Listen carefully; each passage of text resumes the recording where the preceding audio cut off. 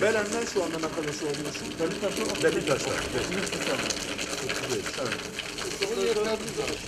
Şu anda sondajlarımız kapalı şu anda.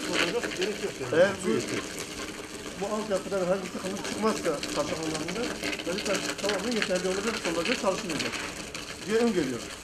Evet. Ama bu yazın belli olacak işte. Önümüzdeki yıllarda şu olacak. Aynen. Geçtiğinde şu ondan sonra. Yola alırız. Tabii. Yola alırız, götürürüz, oraya bağlarız.